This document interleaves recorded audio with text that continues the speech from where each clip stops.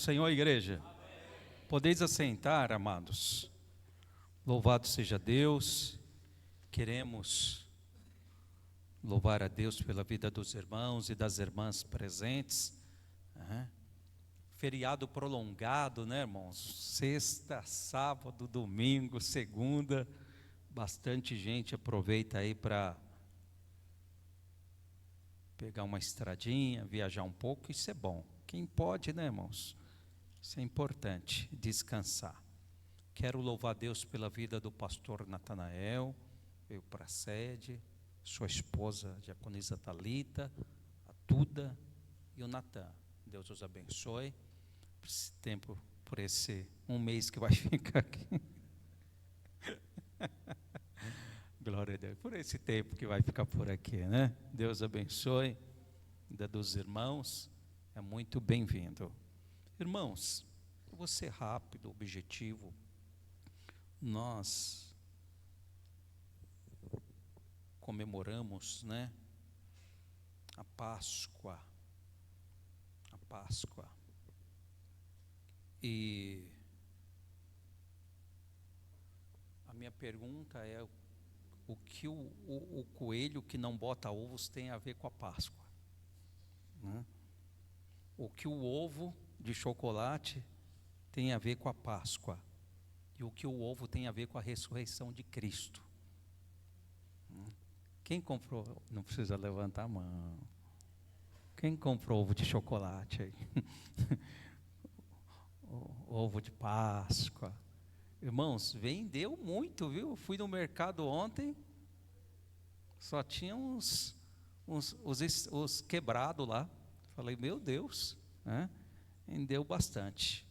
Você sabe que na tradição cristã, o ovo é símbolo de ressurreição. Já o coelho, eles alegam que o coelho é símbolo de fertilidade. Então, o coelho é símbolo de fertilidade. Então, os teólogos medievais, eles passaram a usar isso como símbolo da Virgem Maria. Como símbolo da Virgem Maria.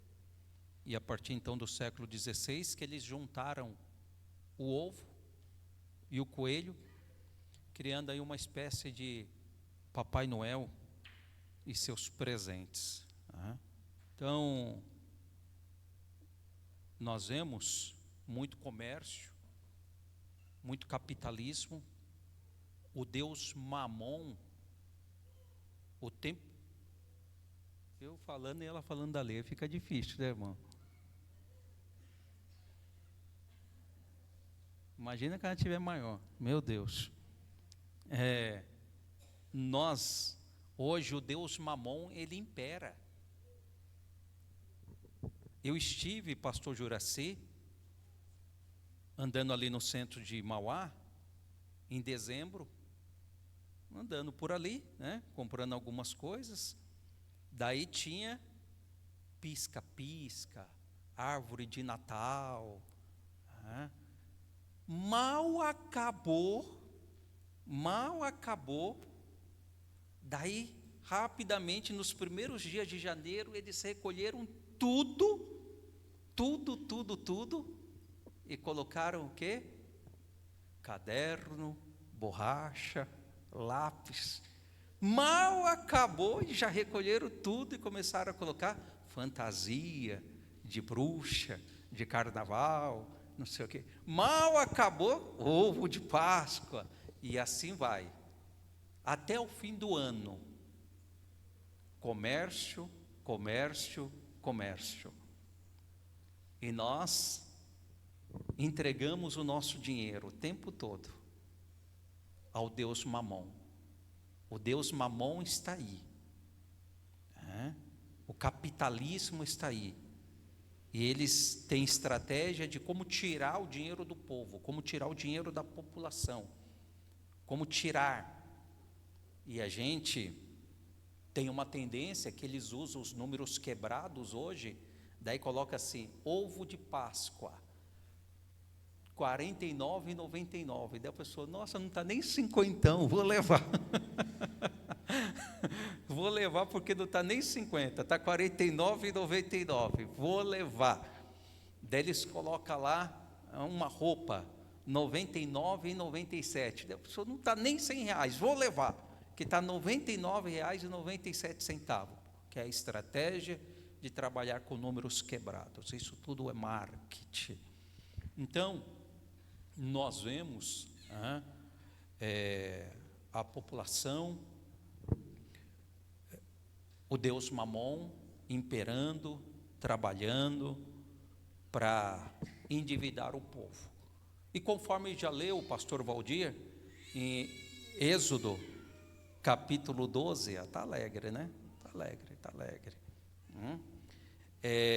A Páscoa judaica, ela tem como base a história do livro de Êxodo. E ali no capítulo 12, o pastor Valdir lendo, né, o relato, como que deveria ser, o que eles deveriam comer, como eles deveriam se portar, a maneira, o que eles deveriam fazer.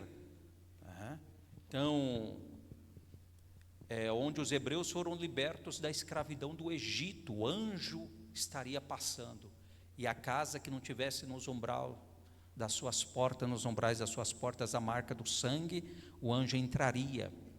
Então, a celebração, a refeição, o seder, que significa a ordem ou cerimônia, era o ponto central, e algumas das práticas incluíam, qual era a refeição deles? Um cordeiro assado. Tinha que ser assado, não era para ser cozido, nem mal passado. Quando você vai num restaurante, o garçom fala assim: você quer o bife, você quer a picanha aí mal passada, bem passada, como que você quer?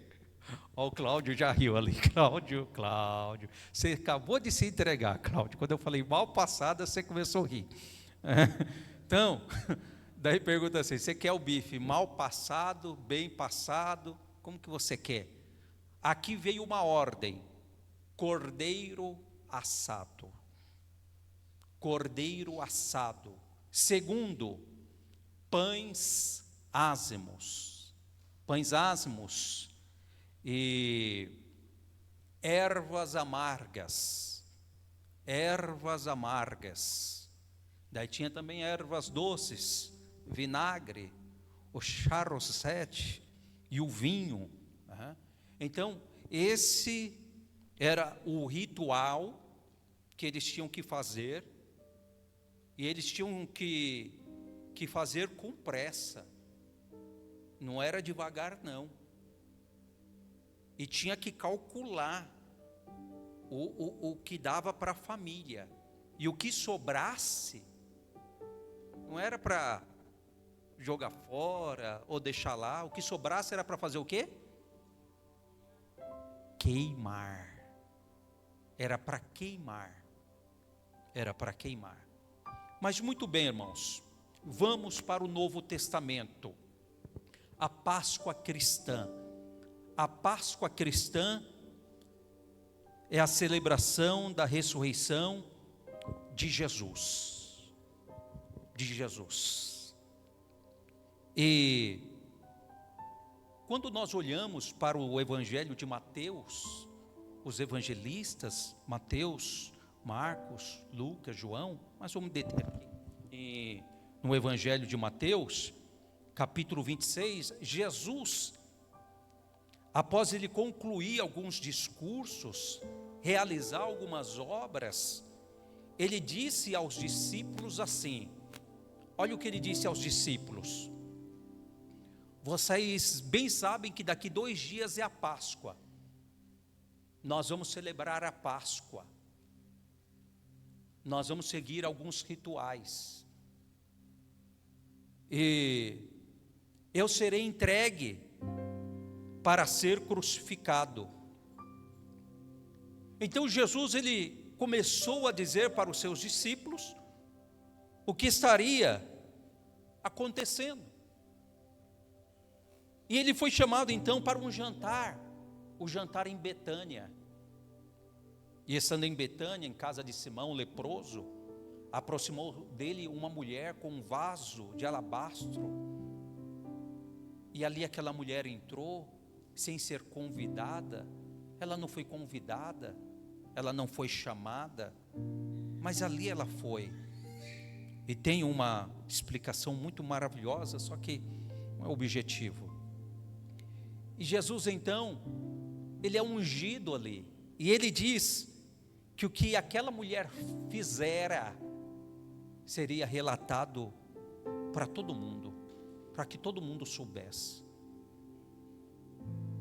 o que aquela mulher estava fazendo. Jesus disse: em verdade vos digo, que onde quer que este evangelho for pregado em todo o mundo, também será referido o que ela fez, para a memória sua, para a memória sua. Então, Jesus, ele se reúne com seus discípulos para a Páscoa. Quantos discípulos ele tinha aqui nesse momento? Ele teve vários, mas aqui nesse momento dessa reunião na mesa, uma reunião na mesa, ele reuniu com quantos discípulos? 12. Ele reuniu-se com 12 discípulos, 12 pessoas. Ele está reunido com esses 12, e naquele momento em que eles estão comendo, olha a cena, no momento de refeição, no momento de comunhão, porque mesa é comunhão, é provisão, mesa é celebrar. Mas naquele momento de mesa, ele olha para os 12 que ali estão, e ele diz assim: um de vocês haverá de me trair. Imagina, eles estão na mesa, eles estão comendo, celebrando,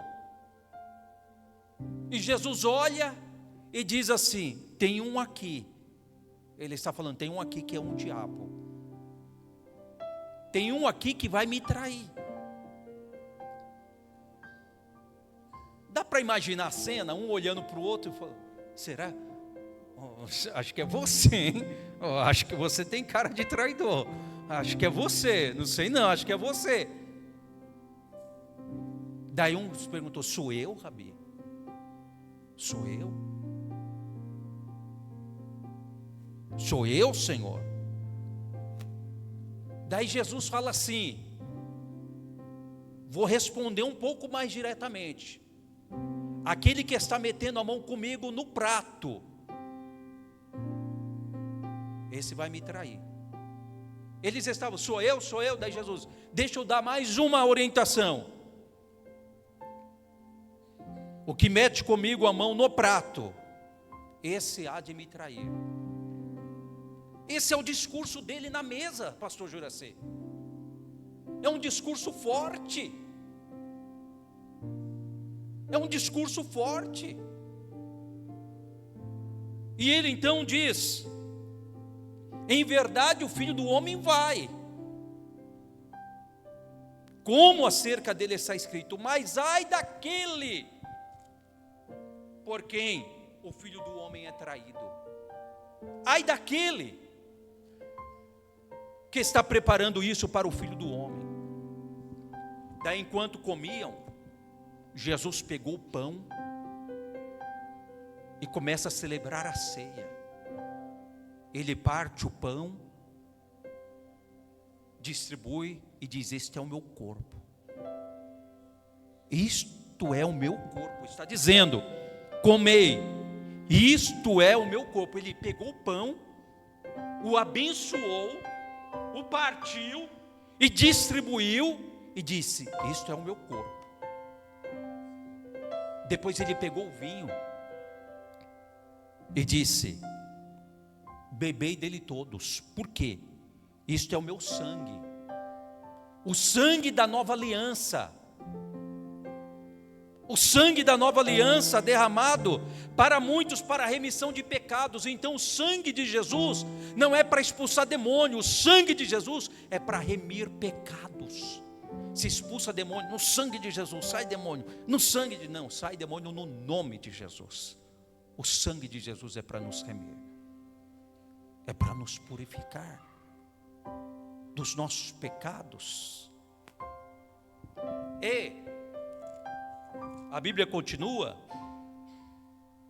que Jesus, conversando com os discípulos, o que haveria de acontecer, daí Pedro falou: Senhor, eu não te nego, eu nunca vou te negar, eu estou contigo, eu vou contigo até o fim, eu não te abandono, porque eu sou Pedro, eu sou corajoso. Daí Jesus disse assim: Pedro, antes que o galo cante, por 3 vezes você vai me negar. Antes que o galo cante, por 3 vezes você vai me negar. Aqui é Pedrão. Aqui é Pedrão. É, Pedro, antes que o galo cante, por 3 vezes você vai me negar. Daí Jesus chamou eles, chamou alguns discípulos, falou: vamos comigo orar, vamos orar um pouquinho. Preciso orar, eu preciso orar. E Jesus então, ele chama os seus discípulos, está aqui no capítulo 26, né? E Jesus vai para o Getsêmani. E Jesus chama os discípulos e fala: vamos orar comigo um pouquinho. E Jesus fala para os discípulos: ficai aqui orando, que eu vou um pouquinho mais ali. E vai. E Jesus ora. Quando Jesus volta, Pedro está babando, roncando. Daí Jesus fala: nenhuma hora vocês conseguem velar comigo? Ora, gente, vigia. Ora comigo, vigia.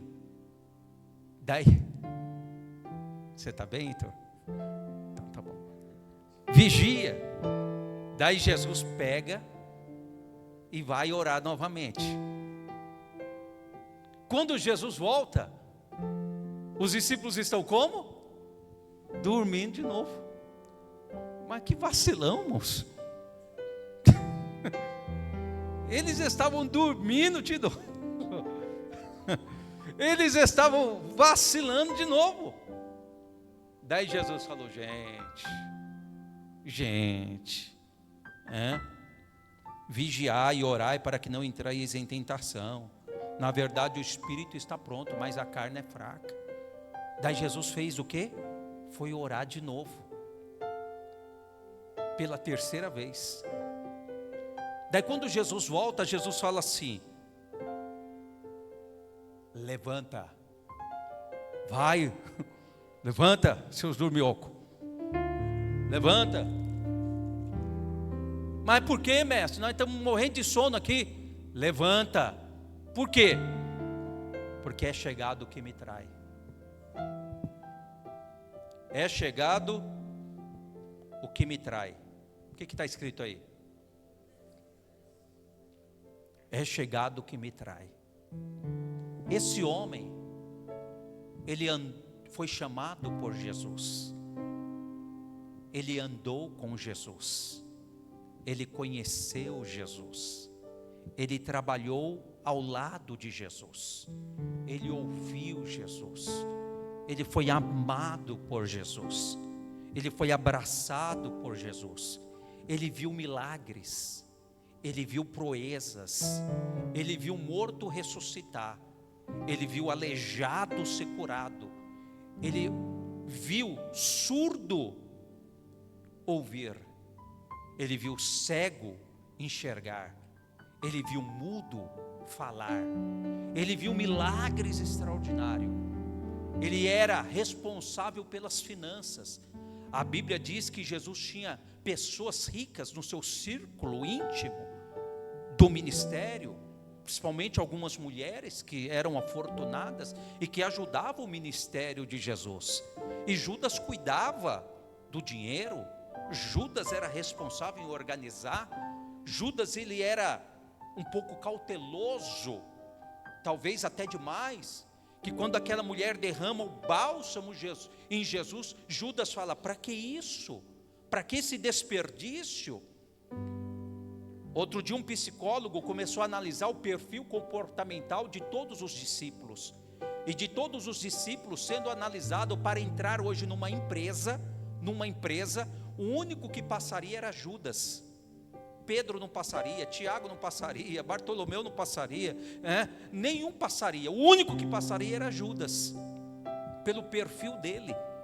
Você vê que Judas ele era calado, ele era quieto, ele era na dele, ele era tranquilo. Você não vê muita euforia de Judas, você não vê muita coisa de Judas, mas Judas estava ali servindo, fazendo, trabalhando, realizando. Judas estava ali nos bastidores.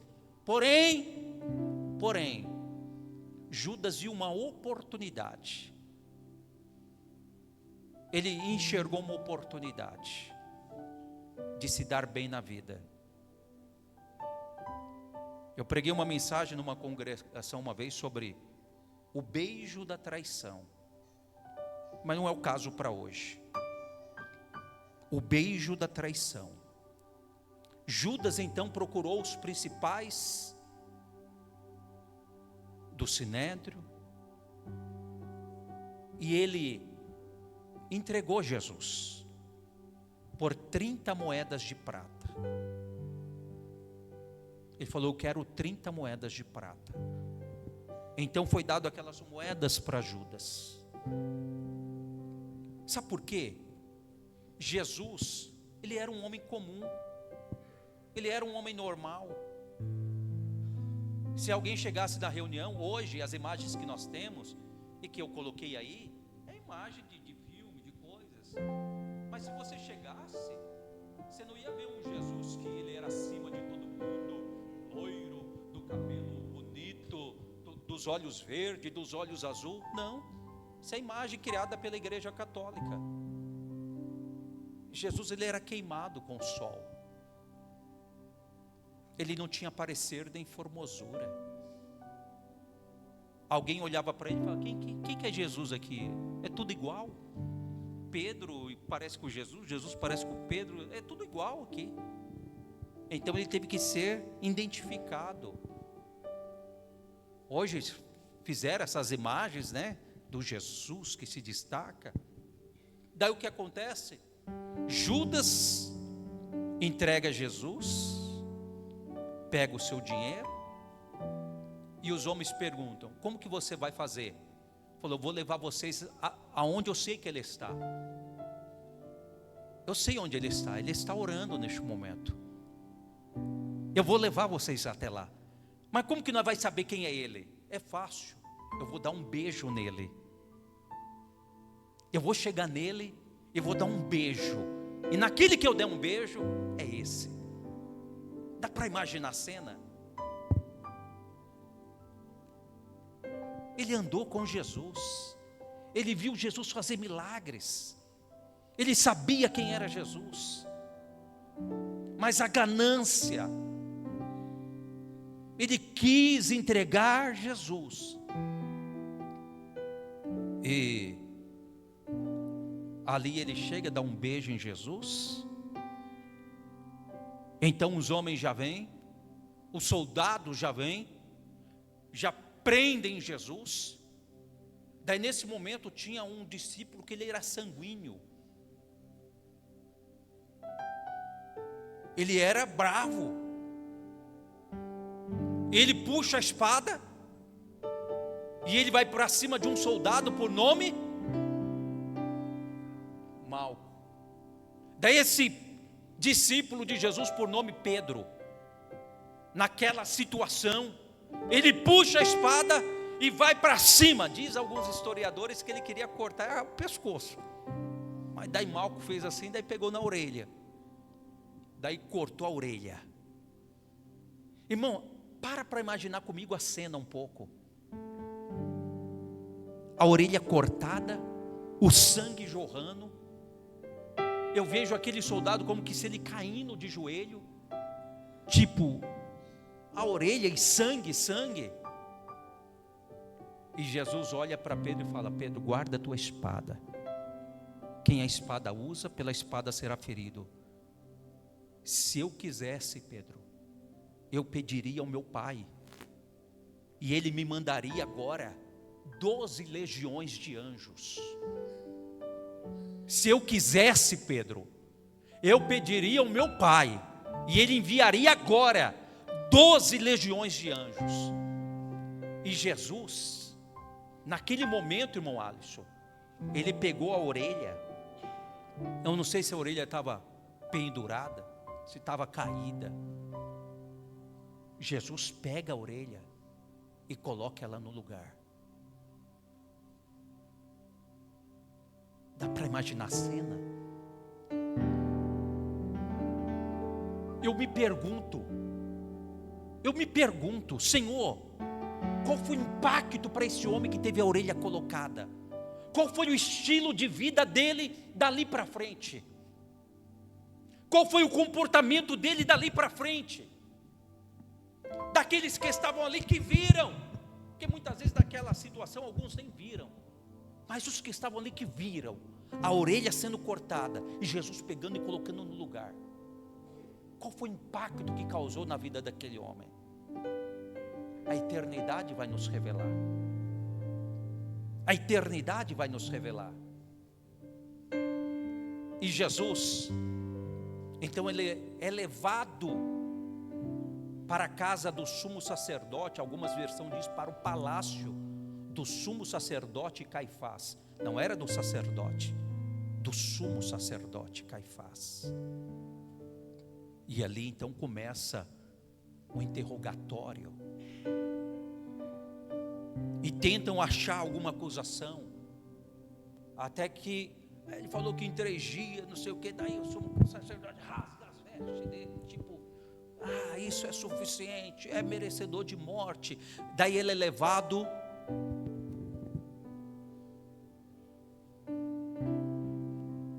aí é quando ele está sendo preso. Aí é quando ele está colocando a orelha no lugar. Dá para imaginar a cena? Jesus colocando a orelha do soldado no lugar. Sumo sacerdote Caifás. São fotos meramente ilustrativas. Daí Jesus é levado para Pôncio Pilatos.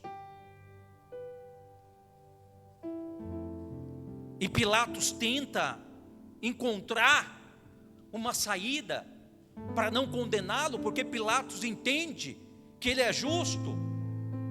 E a mulher de Pilatos também fala: não, mexe com esse homem. Eu tive uma visão, eu tive um sonho, cuidado que você vai fazer. E Pilatos tenta achar alguma saída, mas não consegue.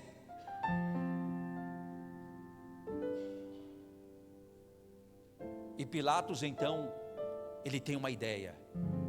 Ele fala: tem aqui um preso, que ele é terrível, ele foi acusado, ele é bárbaro, ele é horrível. Daí é chamado Barrabás. Daí está Barrabás e está Jesus. Daí Pilatos pergunta: quem vocês querem que eu solte? Vamos soltar alguém hoje, né? Nessa festa, então é o nosso ritual, é a nossa cultura, vamos fazer. Quem que vocês querem que eu solte? Jesus ou Barrabás? Daí eles começam a gritar: Barrabás, solte Barrabás, solte Barrabás. Um preso, um homem cruel, um homem maligno, e Barrabás é solto. Daí Pilatos então fala, então mandar açoitar e soltar esse Jesus, né? O que vocês querem fazer? Crucifica-o, crucifica-o. Daí ele pede um balde, uma caneca com água, lava as mãos e fala: eu estou inocente do sangue desse homem. Daí o povo diz assim: que o sangue dele caia sobre nós, caia sobre nós. Se tem alguma culpa que vai ser cobrada, que venha sobre nós. Eles não sabiam o que estavam falando. Que caia sobre nós, que venha sobre nós. E então Pilatos falou: levem ele para ser chicoteado e depois para ser crucificado. Diz os historiadores que foi usado um azorrague. Azorrague era feita com tiras de carneiro, com algumas bolas de ferros e com pedaços de ossos pontiagudos. E quando aquilo era batido com tamanha força, além dos hematomas que aquelas bolas deixavam, aqueles ossos pontiagudos entravam no corpo, e quando saía, o corpo era dilacerado. Então, ele foi cuspido no rosto, ele apanhou, ele foi esbofeteado.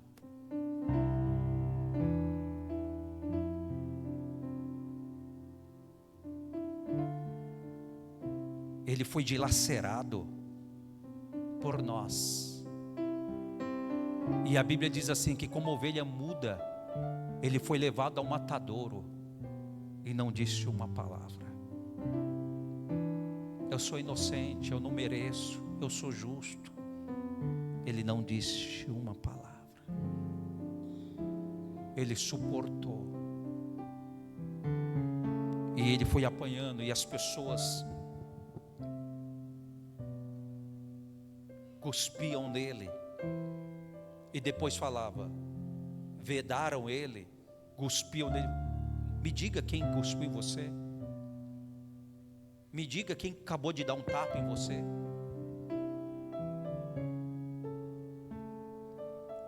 Essas chicotadas dilaceravam-nos,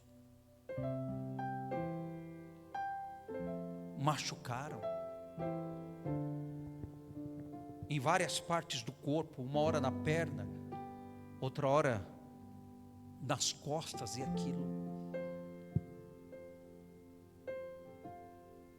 Imagina aquela roupa, aquela capa que colocaram nele, toda ensanguentada, e depois eles tiram aquela capa. Aquela capa está pegada já no corpo.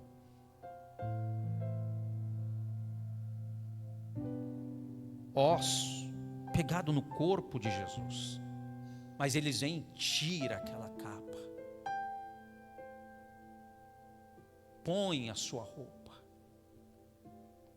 e depois alguém pega uma coroa de espinho, que tem um estudo que foi feito sobre ela, que é muito interessante, o tempo não permite, e colocar a coroa de espinho. E alguém então chega com uma cana e bate na cabeça dele, para que aquela coroa de espinhos ela fique encravada. E aqueles espinhos então, eles encravam no crânio, na fronte de Jesus. O sangue começa a descer. O seu corpo está ensanguentado. O seu corpo está ensanguentado. E como se isso não se bastasse, pegaram uma cruz, um madeiro, colocaram nos ombros dele e falou: leva, é nessa cruz você vai morrer, leva a cruz que você vai morrer. E era levando e apanhando. E presta atenção, cada passo que ele dava ia ficando marca de sangue. O caminho foi aberto com sangue. História profunda, irmãos, muito profunda. E Jesus, levando aquela cruz, vem um certo homem, por nome Simão Cirineu, o qual constrangeram ele a ajudar Jesus a levar a cruz.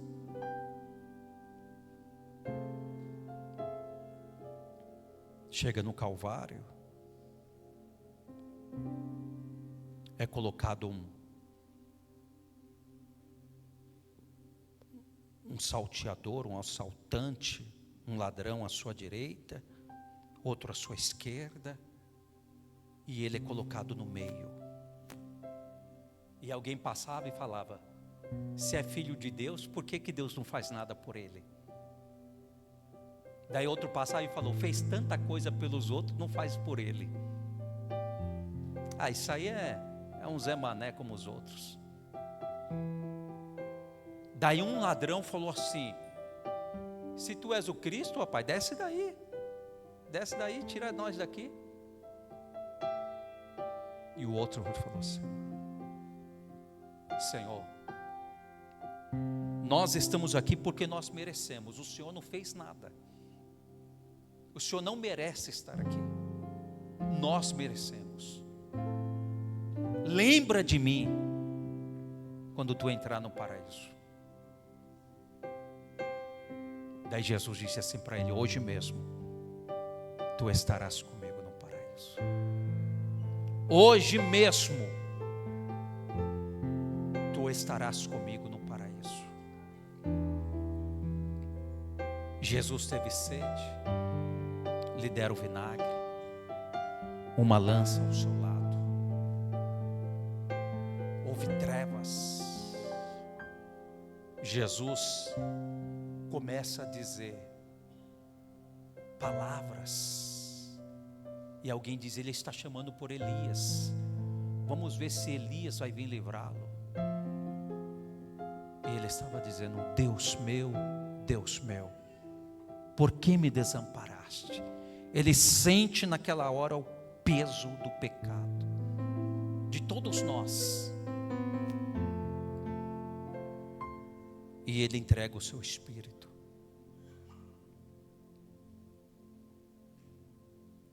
Alguém fala assim: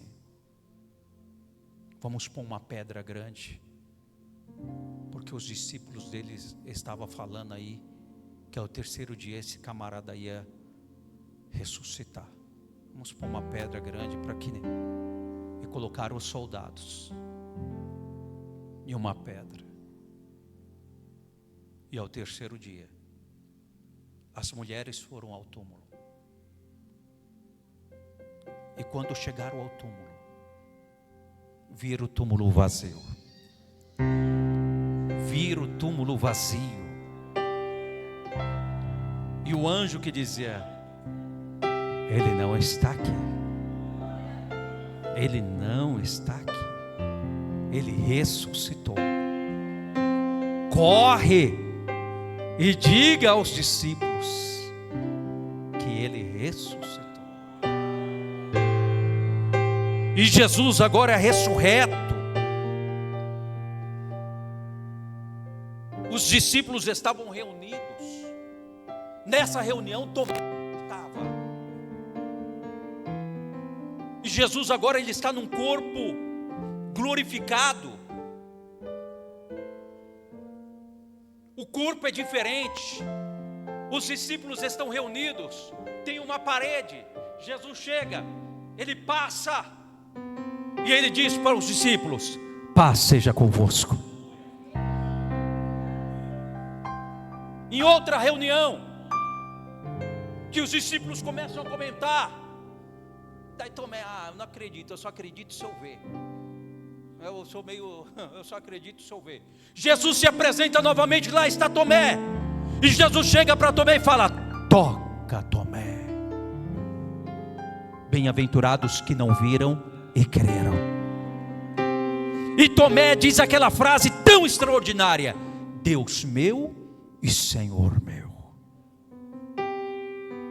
Deus meu e Senhor meu. E Jesus,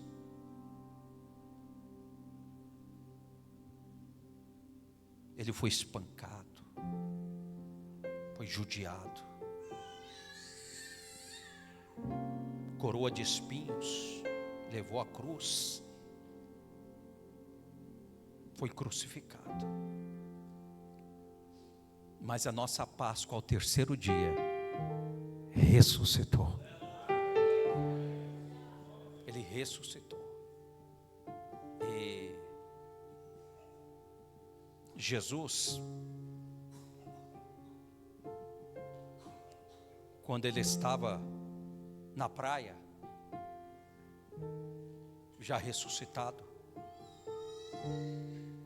Pedro estava pescando, e Jesus chega, e alguém olha, assim, mas quem é? De alguém, está aparecendo Jesus. Pedro se joga, e sai nadando, e quando Pedro chega lá na praia, Fábio Braga, tinha pão, e tinha peixe assado. Imagina o gosto daquele peixe, meu Deus do céu. Tinha pão, pastor Daniel, e peixe assado. Imagina o gosto daquele pão, imagina o gosto daquele peixe. Daí Pedro chega todo constrangido. Pedro tinha negado Jesus 3 vezes. E depois dessa cena, era a primeira vez que eles estavam se encontrando. E Pedro então, e Jesus pergunta assim para Pedro: Pedro, tu me amas? Daí Pedro fala: Senhor, eu te amo. Daí Jesus pergunta a segunda vez: Pedro, tu me amas? Pedro responde: Senhor, eu te amo.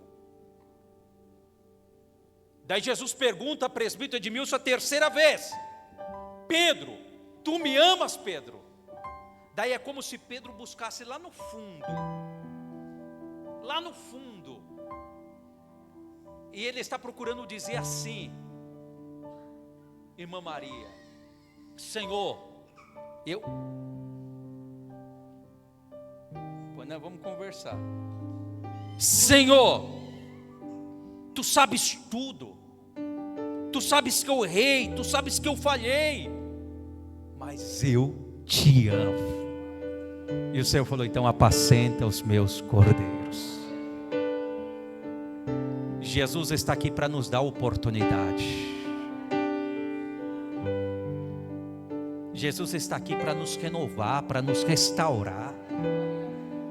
Eu costumo dizer que o inferno não é grande, o inferno é pequeno, o inferno foi feito para o diabo, não foi feito para nós. Deus quer que todos nós estejamos com Ele, glorificando a Ele, exaltando a Ele, magnificando o nome dEle. Jesus não está morto, Ele ressurgiu, Ele ressurgiu, Ele está vivo, Ele está reinando, Ele está com o Pai. E Ele vai vir buscar um povo lavado e remido no sangue do Cordeiro. E Ele então, quando Ele é assunto ao céu, Ele diz, ali havia mais aproximadamente 500 pessoas, e uma nuvem aparece, e Jesus começa a ser assunto ao céu, mas antes Ele diz: ficai em Jerusalém, até que do alto sejais revestidos de poder. Eu vou, mas o Espírito Santo vem. O Consolador, Ele está aqui, igreja. O Consolador está aqui para nos consolar, para nos fortalecer, para testificar com o nosso espírito que somos filhos de Deus. Então Jesus enfrentou o Calvário, enfrentou o sacrifício, enfrentou morte, enfrentou situações adversas, para você parar, para você abandonar. Jesus disse assim: neste mundo tereis aflições, mas tem de bom ânimo, eu venci o mundo. Tem de bom ânimo, tenha fé, tenha coragem. Ele foi esbofeteado, ele foi cuspido, ele foi maltratado por mim para nos salvar. O Cordeiro que tira o pecado do mundo, ele se entregou para nos salvar. O fim de Judas, Judas procurou o sacerdote, pesou na mente dele e falou: o que eu fiz? O que eu fiz? Está aqui. Daí aqueles homens falaram: não, nós não queremos seu dinheiro não. Daí ele pegou e jogou. E os sacerdotes foram pegar e falou: isso aí nós não pode pôr na salva não. Vamos comprar um cemitério para os forasteiros. E foi comprado um cemitério para enterrar os forasteiros. E Judas foi se enforcar.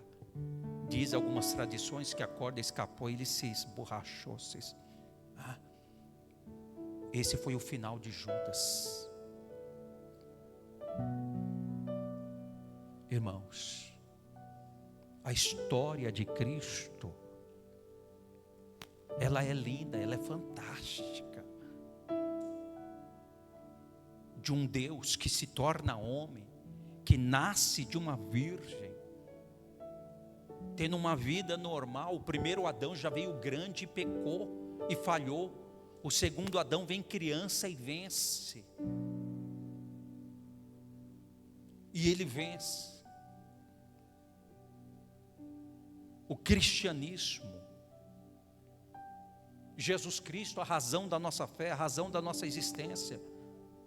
Vamos adorá-lo, vamos segui-lo, vamos temê-lo, vamos ser fiel, vamos ser leais,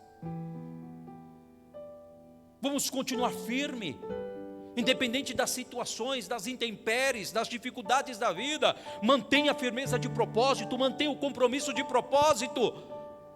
Jesus se entregou por você, Jesus se entregou por mim, pela sua casa, pela sua família. Jesus se entregou por pessoas que ainda não estão aqui, mas que vão estar aqui amanhã. Você crê nisso? Oh glória! Pessoas que hoje ainda não estão aqui, mas amanhã estarão aqui, porque Jesus morreu por elas. A nossa Páscoa é Cristo, o Cristo ressurreto. Sua vida.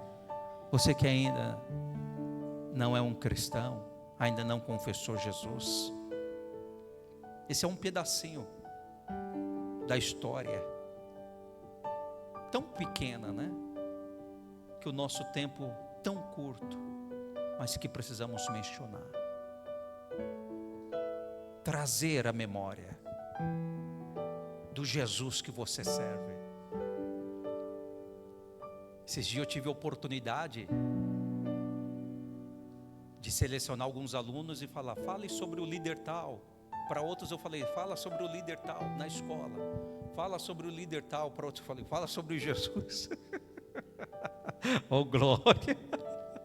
Irmão, pensa, quando falaram sobre Jesus, eu falei: meu Deus, foi lindo, irmãos. Que respeito. Eu fiquei assim impactado. Falei: meu Deus. 5 jovens foram lá na frente e falaram sobre Jesus, da forma deles, do jeito deles. Onde está você que ainda não é evangélico, ou que ainda não confessou Jesus, e nesta noite quer tomar uma decisão, aceitando Jesus, se rendendo a Cristo, o recebendo como Senhor e Salvador da sua vida? Onde está? Dá um sinal assim com a sua mão. Vem aqui. Glória a Deus. A Maria. A Maria. Onde está a segunda pessoa nessa noite?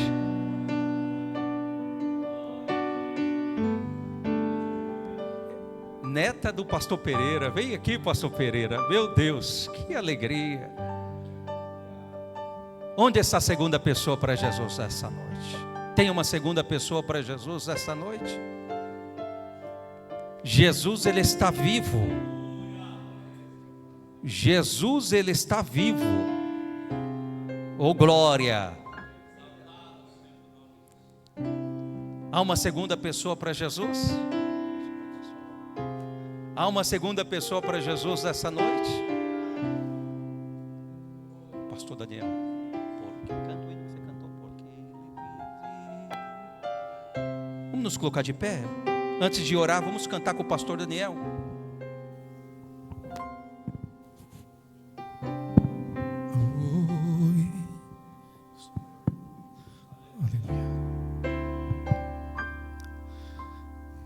Glória a Deus. Deus enviou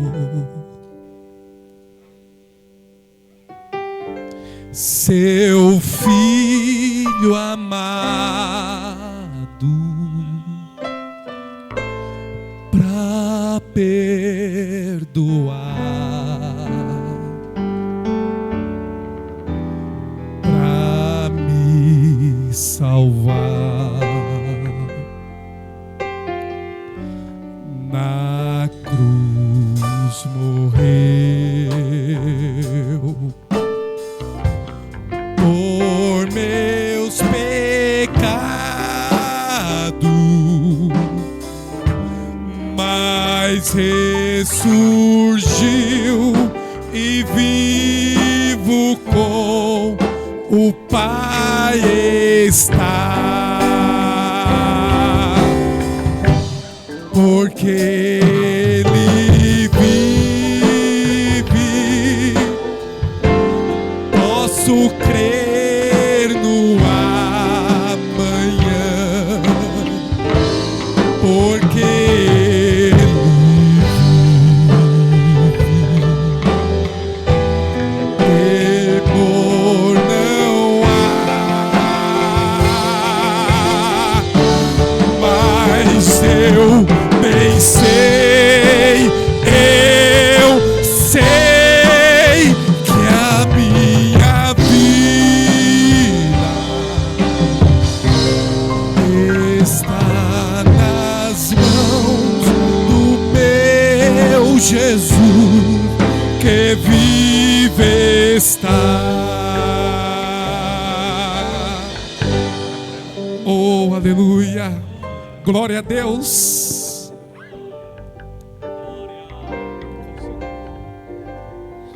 Amado Deus, está aqui a Maria Clara.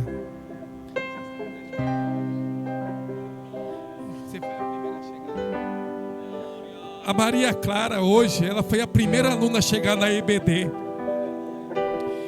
E quando eu vi ela chegando, os irmãos perguntaram para mim: pastor, vai fazer café hoje?